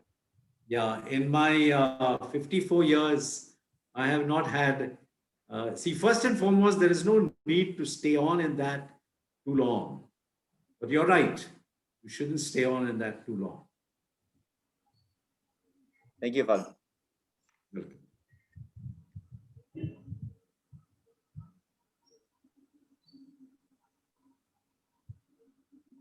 Anybody else? Carol, it's Judith. Judith? Yes. Okay, go ahead, Judith. Thanks, Father, for today's session. Father Joe, will any of the asanas that you demonstrated or showed help with prolapse stage 3 on the L4 and 5? Okay, just repeat that many of my... Any of the asanas, the postures that you showed today, will it help with any of the, with prolapse of a stage 3 on a nerve on the L4 and 5? Very good question. L4 and L5 and S1 are very, very tricky intersections. And therefore, we suggest to do Supta, Baddha, Supta, Tadasana. So the same Tadasana, you use the belt and you keep stretching the heels. I don't know whether we did it today. We didn't do it today. So the only posture that would be really good is Setu Baddha, followed by Pavana Mukta. Okay. Carol, I need your help for that later. Yes, Carol Thank you knows so much, Father. All right. Okay, I will help you, Jude, no problem. Next question will be from Desi. Madam, you can go. Unmute yourself. Yeah. Thank you. Good morning, Father. Good morning. I've been practicing meditation for some time, but I do notice that when I'm doing meditation, sometimes I seesaw between sleep and awareness. Is there any advice on this? What is the problem you said? That sometimes you... I sometimes I feel like I'm actually dozing off, like I'm going into sleep, and then I come back to awareness. Yes. You see, first and foremost, when you are doing meditation, you have to bring about the first condition of relaxation. If that relaxation is not in your body, you will fall asleep because the nerves do not like any kind of centering without proper pratyahara and without proper restedness. So the Harvard physician talks about 3 stages. The first stage is to really make sure that you are rested, and in that restedness, you will not go to sleep, because generally meditation induces restedness or is brought about through restedness. And if you're tired and if you're not really sufficiently motivated. Cellular motivation is only possible when the cells are kept optimally active. I hope that answers your question. But it is a challenge, and I tell you one thing, that it happens. Don't get discouraged. Change the position.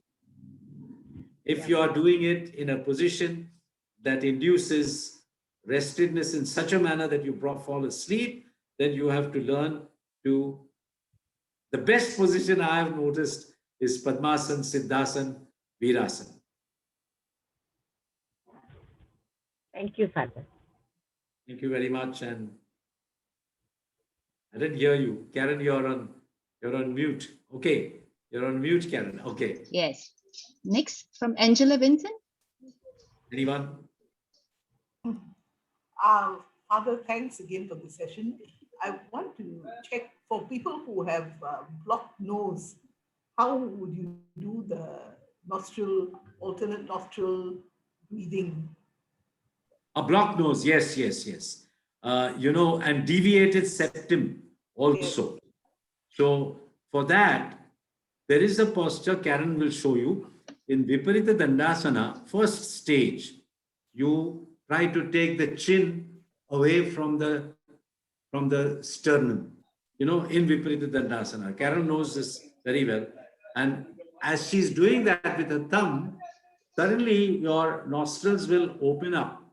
And even if there is a deviated septum, you get sufficient passage there to come into pranayama. Thanks, Father. Xingyue, you're next. Yes, thank you, Father. Thanks for the session. It's really recharging and very calmful.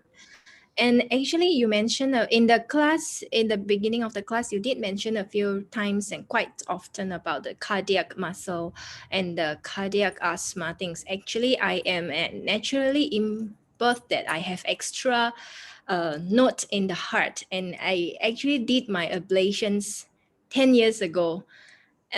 Because it gives disturbance for my heartbeat, and my ACG was actually very massive.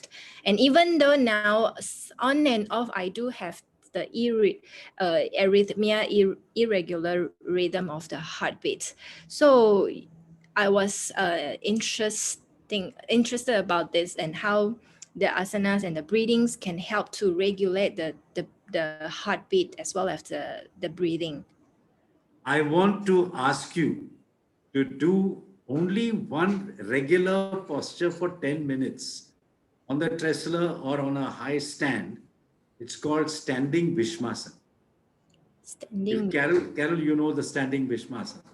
So against what you call it, tressler, or against high, some of your kitchens have a high stand there, so you can lie. Do standing Bhishmasana correctly, and I guarantee you, your arrhythmias will fly away. Okay. Thank you. I have gone through the same problems, so I know what I'm saying. Next. Xingyue has the tressler that Ricardo built for her. Okay, next, Judy Wong to Sarah. Hello, good afternoon, Father. I have a question. I like doing asanas.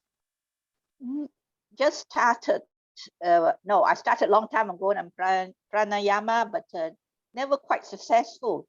But when I notice when I hold my asana for a long time, which I actually like to do, I go into a meditative state. Now, is that enough of instead of doing asana and after that going into doing the meditation?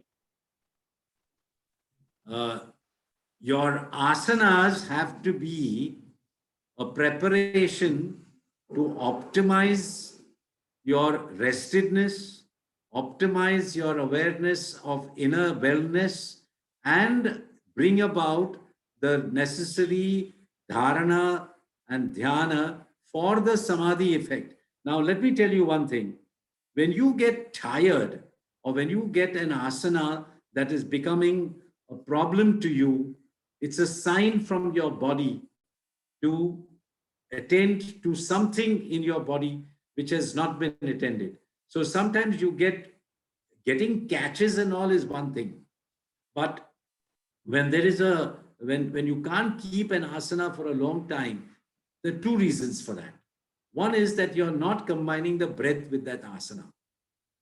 Most of the time it's that way. Or there is no, the essential quality of Iyengar yoga is alignment and balance. So there is some problem with alignment, and your teacher will immediately tell you that you're not doing this posture with the proper alignment. Consequently, you are feeling uncomfortable, and it's not really contributing to your meditative disposition of the body. I hope I've answered your question. Judy, Your question is actually, something beyond that? different. Actually, no, I think, Carol, you understood my question. Yeah. Yeah. Can you maybe rephrase it for Father? Yeah. Father, I think her question was that she stays in the pose. She's able to stay in the pose for a long time. And so that is her meditation. Oh. Yeah. Yes. So that is that sufficient? Of course. So there's no, see, I know that you can keep dharana dhyana in the very posture that you're doing. So it's, I would say yes to your question. Yeah, you are. Thank you, Father. Yes. Okay. Thank you. Father, Yeah. are you good to stay on for a few more minutes? Because we still have, I think, 3 hands raised. Are you okay? Yes, I can All right. stay. Thank you, Father. Sinuet, you're on again. Okay, sorry, I have the question again. Just now, before we go into the if I'm not mistaken, is the pranayama. Father did ask us to count our heartbeat, and then he says start, and then we count the heartbeat, and then I don't know how long you asked us to hold. It's roughly maybe 1 minute, and then you say stop, and then you ask to count the heartbeat. So actually, what is the measurement for us to know ourselves before we get into the next step? Are you asking me what is the ideal heartbeat?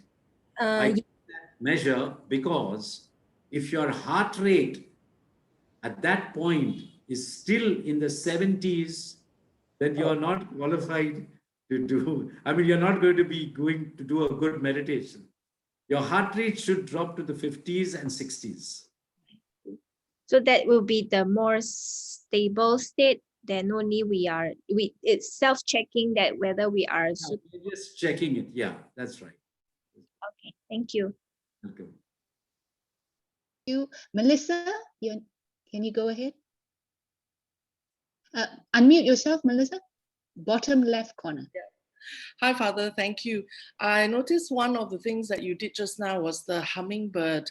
And actually, I have some issues with my eustachian tube on my left ear. And this started early last year after I had after getting influenza A. I was told that, I've seen a couple of specialists, nothing has really helped, medication, nothing. Hummingbird is meant to help, but I've done it a couple of times. It's okay, not really. So I'm not sure whether I'm supposed to, how long I should be doing the hummingbird for, and if there's any other things that I can do in addition to the hummingbird for this left ear eustachian tube dysfunction. It's only when you are in a restorative Setubadha, Carol can use a belt around your skull and pressurize your forehead so that the medulla oblongata gets stretched, and that ear area, inner part, also feels honored. See, in Iyengar, it's always attention, and attention is love. So you have to really work out if there is that left ear is bringing some problem to you. You have to love it back into life. So, and the way to do that is to use the belt round just give me a belt, you use the belt round your skull in such a manner that to keep this belt round your skull, you're lying in Setu Baddha Savangasana. And Carol, you will be pulling the medulla oblongata backward, upwards, and you're pressurizing the Ajna Chakra downwards. Automatically, your ears will feel relaxed. Okay. Ears will feel relaxed. You have to do it in a Setu Baddha, sitting on the bolster and lying back. Okay. All right. Thank you, Father. Welcome. Final question. Let's go back to Roland. Hi, Father. When answering the question from Xin Yue just now on the post, some of us didn't get how the post look like, because you mentioned it in a language that we don't understand. So can you describe the post just in regard to the irregular heartbeat? The one that you said on the kitchen top. I couldn't make out which step. The irregular heartbeat is Bhishmasan, standing Bhishmasan. Against your wrestler or against a stand. To show that, I don't have anything here to show that. Oh, okay. But Carol will show it. Carol will show it. Okay. I'll check with Carol. All right. Just for the benefit of everyone. Yeah. Thank you. Welcome. I would like now to bring Dr. Patricia Paul onto screen. She will say a big thank you for all of us to Father for this session. Father, you see, so many of us have medical problems. I think you have to come back very soon and conduct another workshop for us in Father Gerard's hall. We miss you. So on behalf of Persatuan Iyengar Yoga Malaysia and World Community for Christian Meditation in Malaysia, we thank you very much, Father, for spending the morning with us and for reminding us how important the body is in preparation for meditation. Thank you, Father. Thank you very much. God bless. Thank you very much. Carol, God bless. See you Can in. we have everyone to turn on their videos? Can we have anyone turn on the video so that we can just take a photograph of everybody? Father, just stay on. Is Father Gerard still there? I still see his, yeah. Want me to? Okay, I will start. Yeah. There are quite a number of us. You're getting the whole lot of them? Okay, I'm going on. Yeah. Thank you.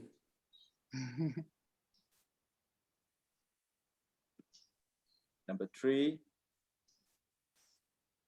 God bless. That's done? Yeah, for those that have turned on the cameras. Yes, thank you, Father.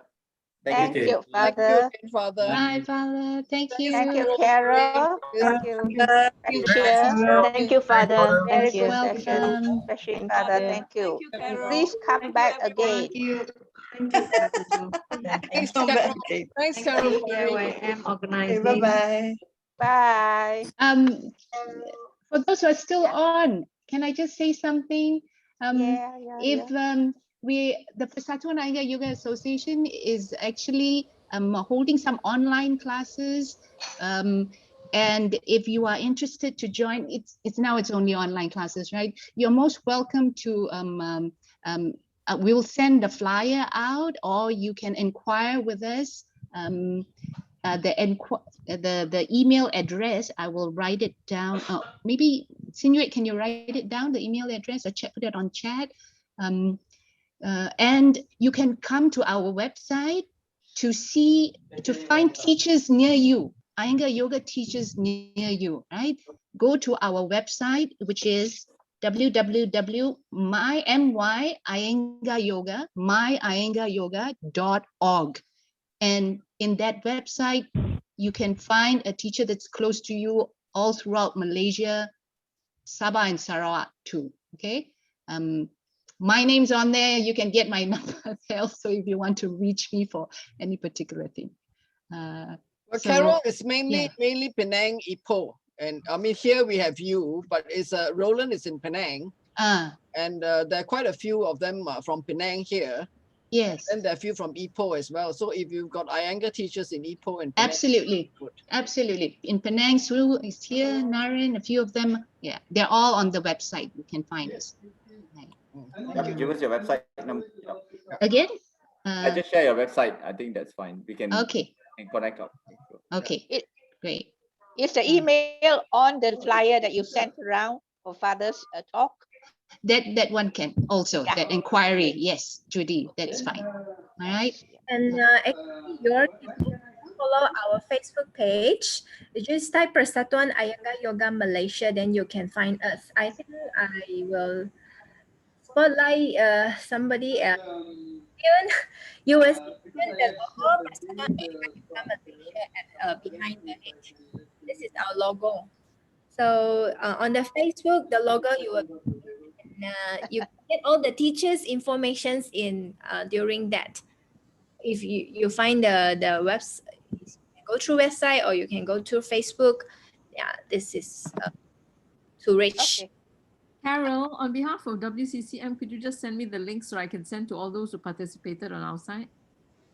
Send the links to our website and Facebook and Just send me the details. I have the email. Yeah. I will just email it to all those who participated today. Okay, we'll do that. Thanks, Carol. Okay. Thank you all. Have a nice weekend. Thank you. Thanks, Carol. Bye. Thank you. Okay. Bye. Thanks. Bye. Bye. Thank you, Robert, Pat. Yeah, welcome. Thank you, Woon. Thank you. Bye. Bye. Committee, you want to stay?